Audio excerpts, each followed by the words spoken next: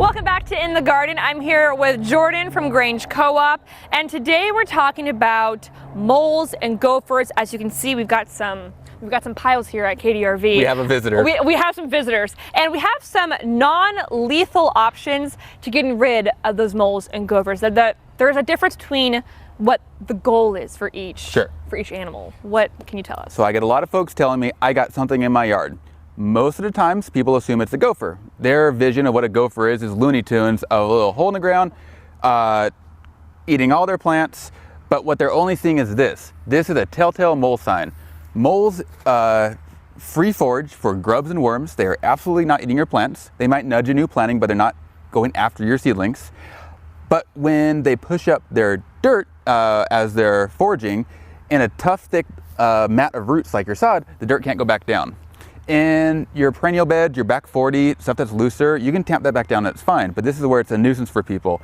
Your mowers are hitting dirt clods and stuff. Right. So I tell people, try to come up to a mutually agreeable solution. Repellents are a great way to go.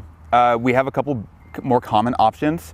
Your sonic spikes emit a very high-pitched sound. You can kind of hear it if your hearing is really good.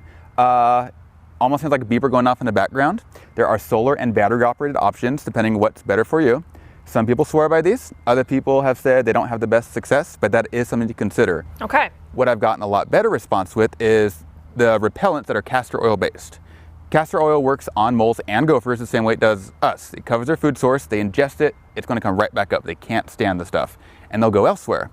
For treating your lawns, it works really well. It's a non-poisonous and non-toxic solution. It's going to cover the worms and grubs, and they're going to go elsewhere.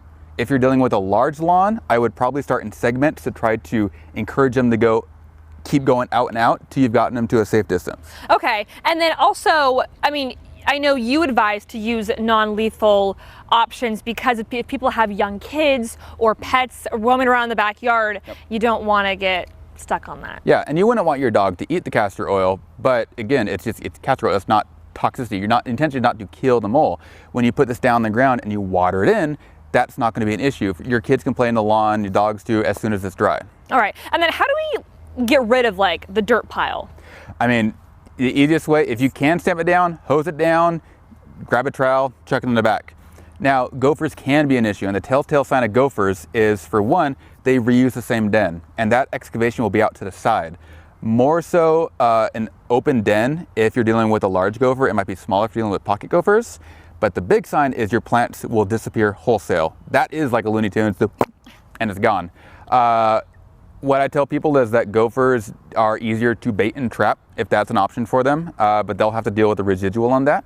You can also use a product like this to basically frame and protect your seedlings until they get the size. It's not a permanent solution and really not practical for large plantings, but it is something you can deal with. Okay, so these are all good, safe, healthy ways to get rid of your gophers and your moles. Unfortunately, in Southern Oregon, we deal with a lot of wildlife. The bigger garden is, the healthier garden is, the more attractive it's going to be to our native friends.